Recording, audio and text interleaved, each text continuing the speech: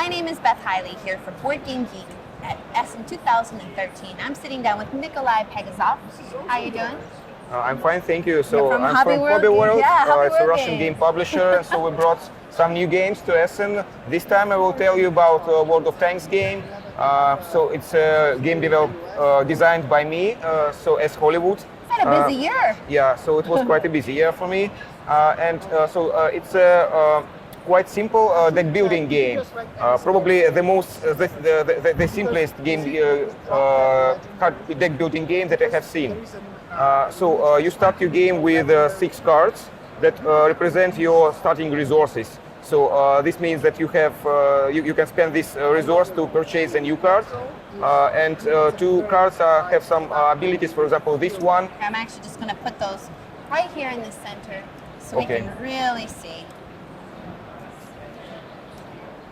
This ability tells you that you can purchase as much cards as you can in your turn. So as in any deck building game, we shuffle our starting deck and draw 3 cards from it. For example, in this case, I could play my abilities. For example, I can throw this card out of the game and get 1 card with a cost no more than 1. For example, this one, and this goes out of the game. And I put it on my discard. Mm-hmm. And for I could purchase as many tanks as I would like, because I have this special ability plate. And I can spend 1 resource to buy something more. For example, I can take this one for 0 or this one. Okay. That's the end of your turn. This is a game about tanks. So there are 100 unique cards with unique illustrations in the game, which you purchase during the game and build your tank squad. So mostly among 90 of the cards are tanks. So, and there are 10 cards with some trucks and even there are some airplanes in the game. But mostly it's a game about tanks. Well, the name says it all. Yeah. So how it works? When you have a tank at your hands, you can use it in 3 different ways. First of all, you can use it resources to purchase something.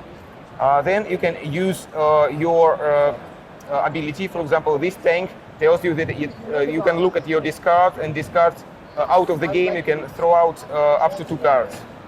The third thing you can do with your tanks is to go to attack somebody, because and it's better to you can take into your deck the tanks of any of the 4 nations.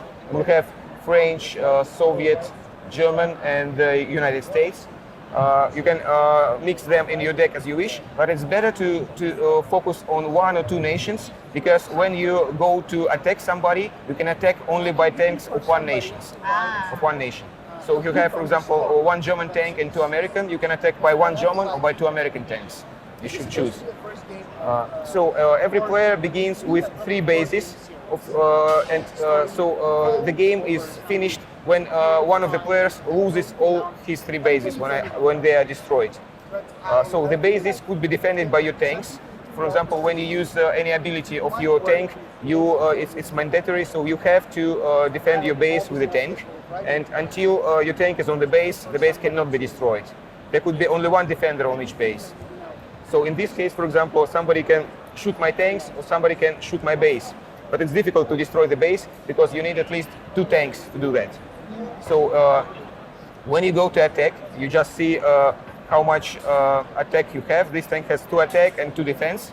So it's a heavy tank that could easily destroy anybody, because 2 is the maximum. The variants are 0-1, 0-2, so no more than 2. When you attack the enemy tank, and you defeat it, and it goes to the discard of the player who has this tank. But you will get a medal. For example, if I attack somebody with an American tank and I'm victorious, I will get 1 medal of honor. From the Americans? Yeah, and I will get it into my deck. So it will saturize my deck a bit, but it will give me 1 resource. So the game is played for victory points, and each medal it gives you 1 victory point. And I'm guessing I can see your bases are also worth. Yeah, so when you destroy somebody's base, it goes to your discard, and it gives you 3 victory points. And besides, before the game begins, we have achievements that are openly lie on the table. So the achievements come into play when the game is over.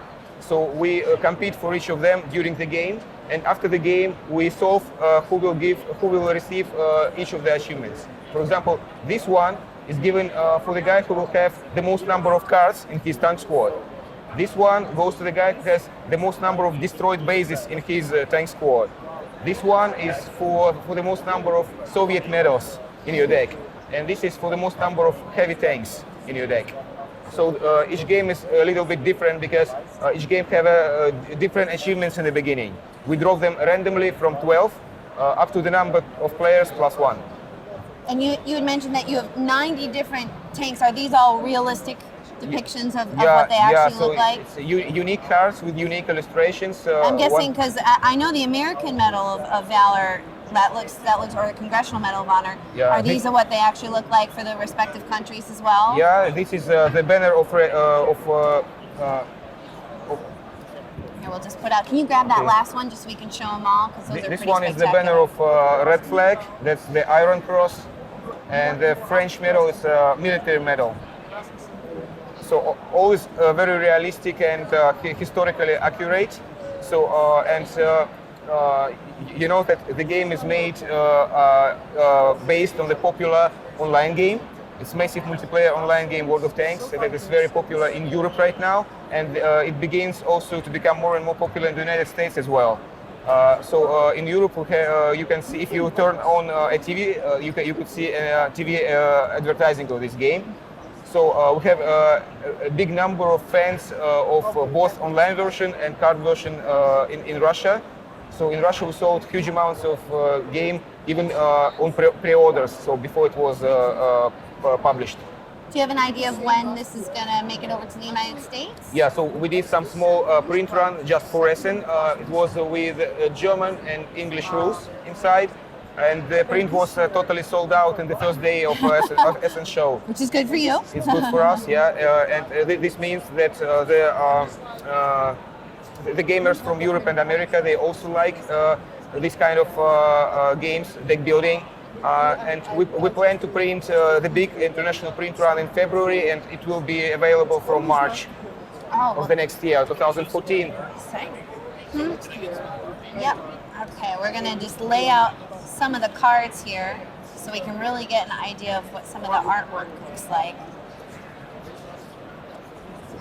I want to show off a couple of your cards. Yeah.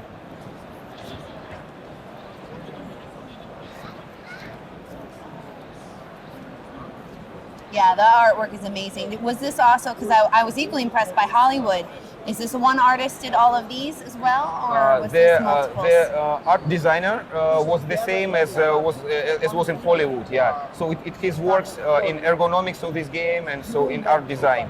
But there are totally around 10 artists who did the illustrations for this and again, I'm really impressed that they feel like a cohesive whole by one person rather than 10 different people. So you have a very wise art director. Yeah, thank you much. So we are proud of our possibilities to do great pictures, great arts for our game.